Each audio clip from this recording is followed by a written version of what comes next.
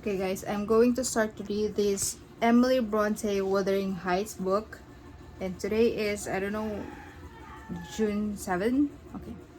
Okay guys, today I will be reading this Emily Bronte Wuthering Heights book. And yeah, I wanted to start again my reading journey that has been uploaded on YouTube, because it's been almost more than a month since I uploaded here on my YouTube channel. So yeah, let me restart again, because this past days I've been feeling so busy and not busy as well.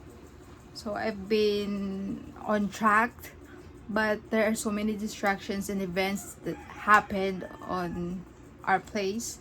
So I need to, what do you call that?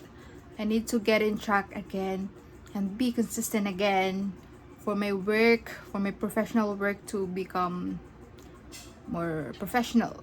Okay, so that's what I'm concerned about these days, because I'm not, first of all, okay, let me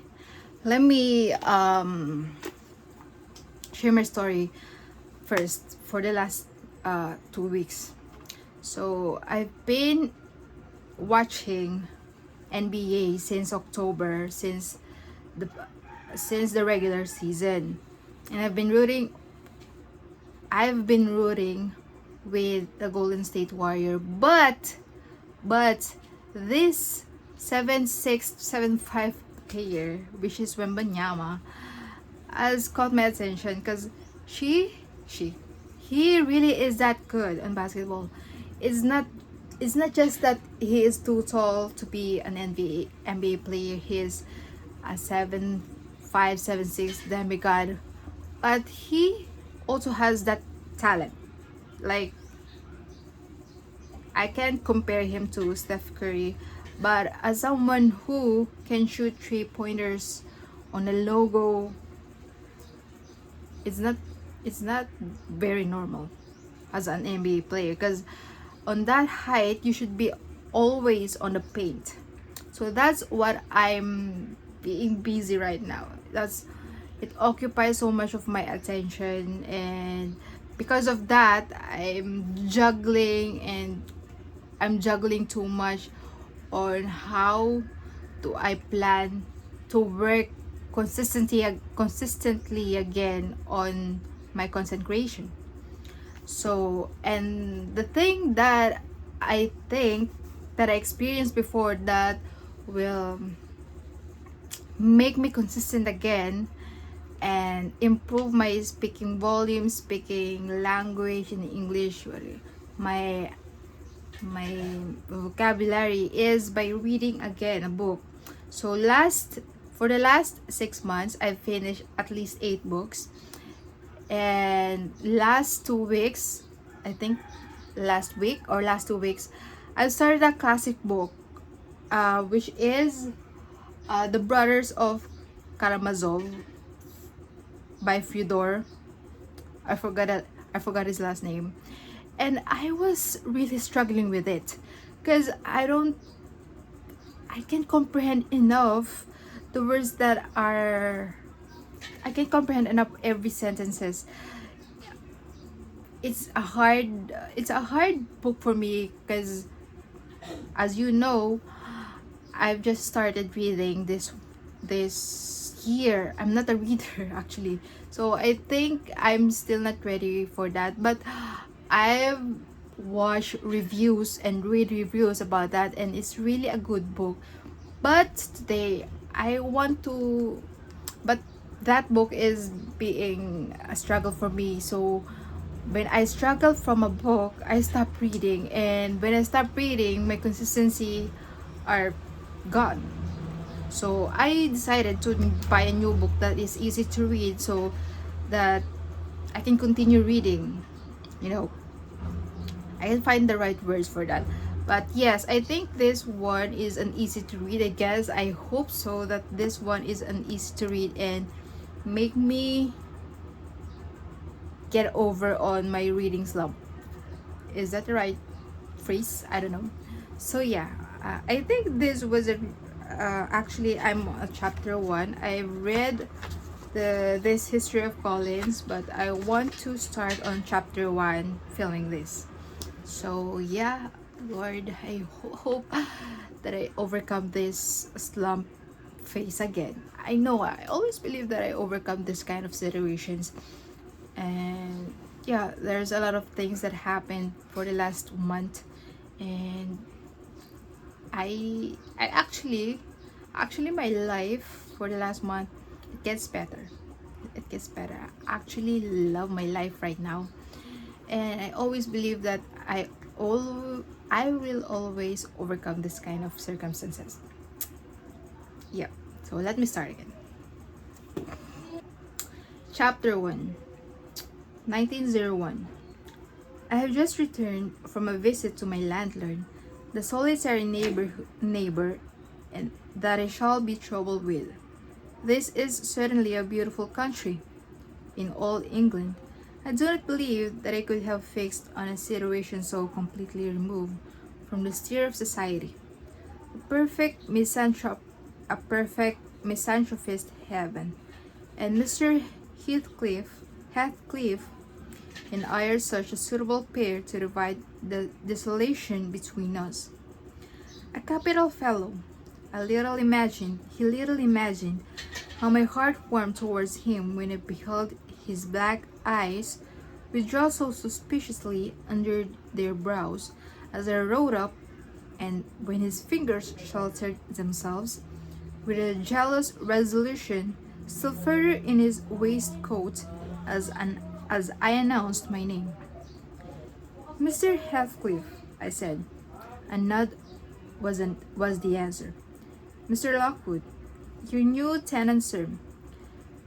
I do myself the honor of calling as soon as possible after my arrival to express the hope that I have not inconvenienced you by my perseverance in soliciting the occupation of Trustcross Grange. I heard yesterday you had had some thoughts. Thrushcross Grange is my own, sir. He interrupted, wincing. I should not allow anyone to inconvenience me. I could hinder it. Walk in. The walk-in was uttered with closed teeth and expressed the sentiment, go to the deuce. Even the gate over which he leant manifested no sympathizing movement to the words, and I think the circumstance determined me to accept the invitation. I felt interested in a man who seemed more exaggeratedly reversed than myself. When I saw my horse, when he saw my horse's breast fairly pushing the barrier, he did pull out his hand to unchain it, and then sullenly preceded me up the caseway, calling as we entered the court, Joseph, take Mr. Lockwood's horse, and bring up some wine. Here we have the whole establishment of domestics, I suppose was the reflection suggested by the compound order. No, no wonder the grass grows up between the flags, and cattle are the only hedge cutters. Joseph was an elderly, nay, an old man, very old, perhaps, though hale and sinewy. The Lord help us. He soliloquized in an undertone of peevish displeasure while relieving me to my horse, looking meantime in my face so surly that I charitably conjectured he must have need of divine aid to digest his dinner, and his poised ejaculation had no reference to my unexpected advent. Wuthering Heights is the name of Mr. Heathcliff's dwelling, Wuthering being a significant provincial adjective descriptive of the atmosphere tumult to which is a station is exposed in stormy weather. Pure, bracing ventilation they must have up there at all times. Indeed, one might guess The power of the north wind blowing over the edge by the excessive slant of a few stunted fears of the end of the house, and by a range of contours was stretching their limbs one way, as if craving alms of the sun. Happily, the architect had foresight to build it strong. The narrow windows are deeply set in the wall, and the corners defended with large jutting stones. Before passing the threshold, I paused to admire a quantity of grotesque carving lavished over the front, and easily about the principal door, above which, among a wilderness of crumbling griffins and shameless little boys, I detected the date, 1500, and the name Haretown Earnshaw. I would have made a few comments and requested a short history of the place from the surly owner, but his attitude at the door appeared to demand my speedy entrance or complete departure, and I had no desire to aggravate his impatience previous to inspecting the penetralium. The penetralium. Once they brought us into the family sitting room, without any introductory lobby or passage. They call it there the house. The house, preeminently. It includes kitchen and parlor, generally, but I believe of Wuthering Heights, the kitchen is forced to retreat altogether into another quarter. At least I distinguish a chatter of tongues and a clatter of culinary utensils deep within, and I observe no signs of roasting, boiling, or barking about the huge fireplace, nor any glitter of copper saucepans and tin colanders on the walls. On end, one end indeed, reflected splendidly both light and heat from ranks of immense pewter dishes, interspersed with silver jugs and tankards, towering row after row in a vast oak dresser to the very roof. The latter had never been underdrawn. Its entire anatomy lay bare to an inquiring eye, except where a frame of wood laden with oatcakes and clusters of legs of beef, mutton, and ham concealed it.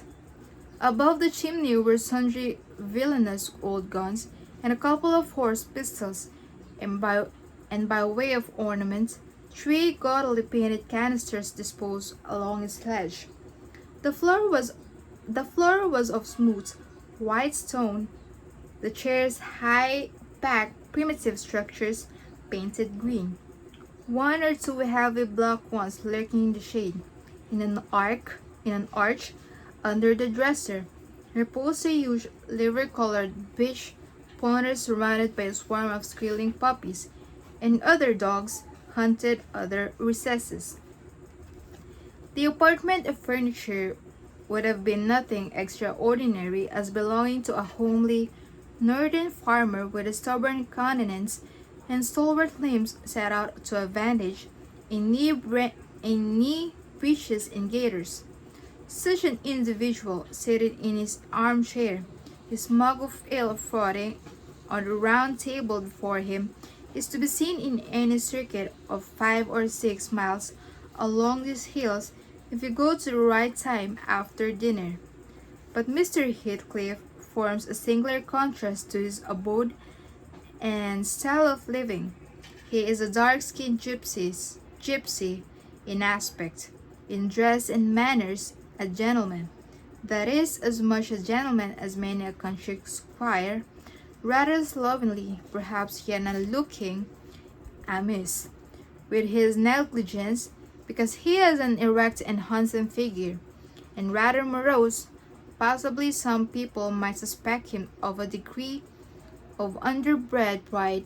I have a sympathetic chord within that tells me it is nothing of the sort. I know, by instinct, his reserve springs from an aversion to showy displays of feeling, to manifestations of mutual kindliness. He love and hate equally under cover, and steam it species of impertinence to be loved or hated again. No, I'm riding on too fast. I bestow my own attributes over liberally on him.